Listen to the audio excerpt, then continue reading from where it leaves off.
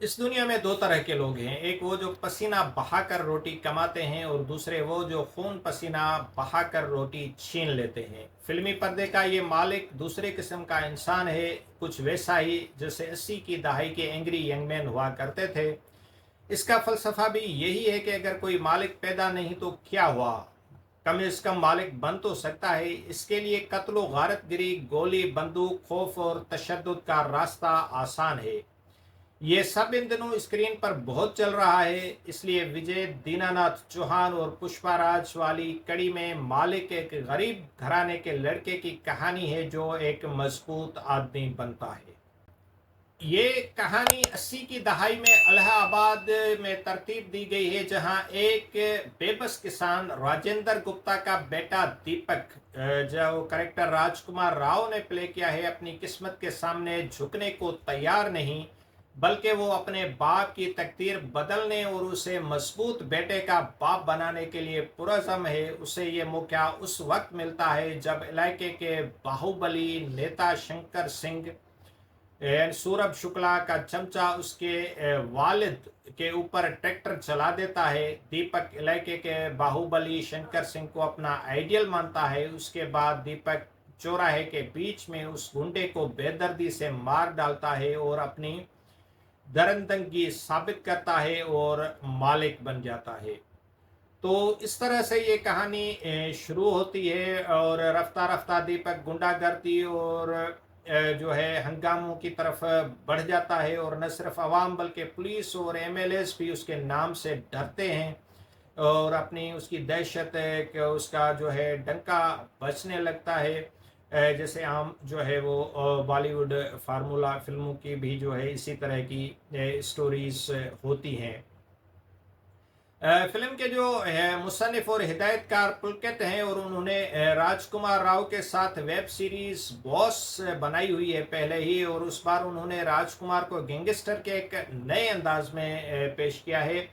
और यही फिल्म की वाहिद खूबी है, राजकुमार की रंगबाजी फिल्म में जान डाल देती है, वरना कहानी वही है जो किसी गैंगस्टर एक्शन ड्रामे की है और बार बार देखी गई है। यूपी में बाहुबली, लीडर और माफिया के गठजोड़ पर इतनी फिल्में और सीरीज बनी हैं कि पुलकित की इस मालिक में कुछ नया नहीं है और सब कुछ वही पुराना पुराना सा लगता है। और जैसे अमिताभ बच्चन का विजय और यश के राखी भाई और उल्लू अर्जुन के पुष्पाराज की तरह दीपक के मालिक बनने को कोई मजबूत वजह भी पेश नहीं की जा सकती जिस तरह उनकी फिल्मों में हुआ था।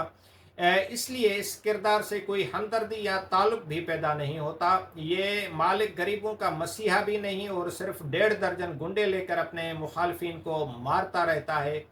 इस सब का नतीजा ये होता है कि कहानी वक्फे के बाद दूसरे हाफ में भी अपना तसलसल खो देती है और इसका क्लाइमेक्स भी बहुत कमज़ोर है।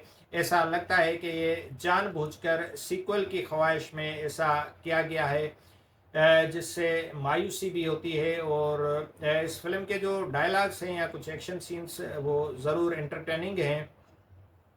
और अदाकारी की बात की जाए तो राजकुमार राव जिस तरह की अदाकारी करता है, जिस तरह की फिल्म बीन्स उससे उम्मीद रखते हैं, तो ये भी इस फिल्म में वो काफ़ी उम्मीदों पर पूरा उतरते हैं, क्योंकि लोगों की काफ़ी एक्सपेक्टेशंस होती हैं जिस तरह के वो किरदार अदा करते हैं। और मैं समझता हूँ कि ये एक आम फार्मूला पुरानी कहानियों पर मबनी फिल्म है, जिसमें जो है अगर आप कुछ नया सोच कर देखेंगे तो आपको कुछ नहीं मिलने वाला।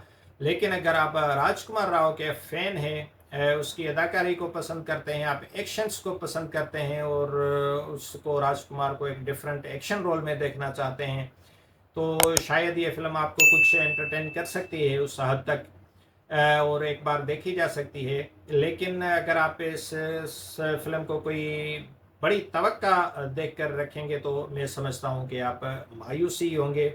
तो अब ये आपकी चॉइस है कि आप फिल्म देखते हैं या स्किप करते हैं, क्योंकि कई और अच्छी ओटीटी सीरीज़ और फिल्म्स इस बीच रिलीज़ हो चुकी हैं।